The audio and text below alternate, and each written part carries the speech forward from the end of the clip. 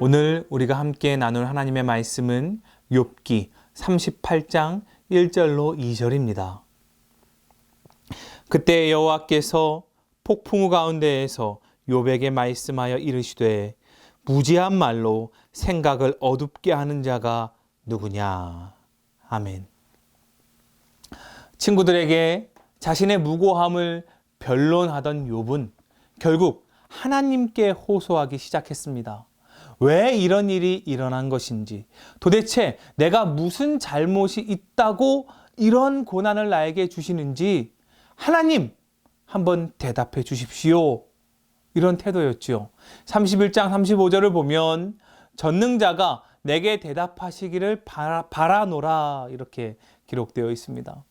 이러한 태도를 친구들은 불경하게 여겼고요. 그 곁에 있던 엘리후라는 사람도 화를 내며 책망했습니다. 하지만 하나님께서는 폭풍우 가운데 그 욥의 요청 가운데 나타나고 계십니다. 욥의 삶에 임재하신 것이죠. 우리는 말씀을 읽어 내려가면서 기대를 품어봅니다. 이제 욥의 고난에 대한 명확한 답을 하나님께서 주시겠구나. 그런데 하나님께서는 이런 말씀을 하십니다. 2절 말씀에 무지한 말로 생각을 어둡게 하는 자가 누구냐 이 말입니다.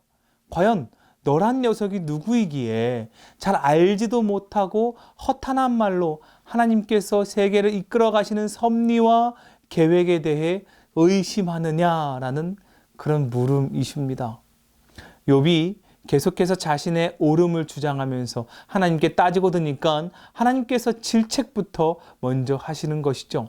이어지는 질문도 욥이 도무지 답할 수 없는 것들입니다. 4절 말씀에는요. 내가 땅에 기초를 놓을 때 내가 어디에 있었느냐? 태초에 천지가 창조될 때 너는 어디 있었냐고 물어보는 것이죠. 5절에는 누가 그것의 도량법을 정하였는지, 누가 그 줄을 그것 위에 띄었는지 내가 아느냐? 물어보십니다. 여러분, 욥이 이걸 어떻게 알겠습니까? 모르죠. 이러한 질문에 욥이 대답할 수 있는 것은 저는 거기에 없었습니다. 저는 모릅니다. 저는 할 수 없습니다. 밖에 없는 것입니다. 여기에서 부재, 무지, 무능으로 표현되는 철저한 우리의 인간의 한계성이 드러날 수밖에 없는 것이죠. 우리는 하나님 앞에 아무것도 아니다라는 말입니다. 폭풍우 속에서 들려지는 하나님의 말씀은 우리 인간의 부족함을 인정하게 만든다는 것입니다.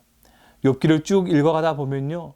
욥도 그의 친구들도 엘리후라는 사람도 모두 다 자기의 생각을 기준으로 하나님의 해석을 해석하는 것을 봅니다. 하지만 하나님은 결코 사람의 생각으로 재단할 수 있는 분이 아니시죠. 본문에서 들려지는 하나님의 말씀은 이것을 깨닫게 하십니다. 때론 우리 역시 하나님께 불평과 불만을 가질 수 있습니다. 그런데 그때를 잘 생각해 보세요. 하나님의 뜻이 정말 잘못됐기 때문에 불만인 것입니까? 아니면 내 생각대로 하나님께서 안 해주셔서 불만이 생기는 것입니까? 어쩌면 욥이 하나님에 대한 불만과 탄식을 말했던 것은 하나님은 죄를 범한 사람만 심판하시고 의인은 복을 주신다는 자기 기준에서 하나님을 판단했기 때문일 것입니다. 그러니 자신이 죄 없이 당하는 고난이 그저 불만스러운 것이죠. 그런 욥과 우리에게요. 하나님은 인간의 생각을 뛰어넘어 역사하신다는 것을 보여주고 계십니다. 우리는 이 하나님 앞에 어떻게 해야 하겠습니까?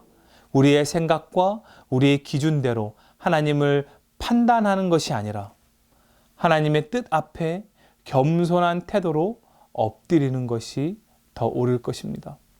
인간은 하나님이 지으실 때 없었고 하나님의 섭리를 모르고 할 수 없는 일들이 너무나 많습니다.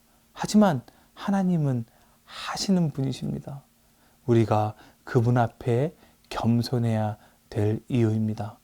저와 여러분이 그 하나님을 분명히 인정하고 하나님의 뜻 앞에 겸손히 나아가는 그러한 믿음의 사람들이 되기를 간절히 소망합니다.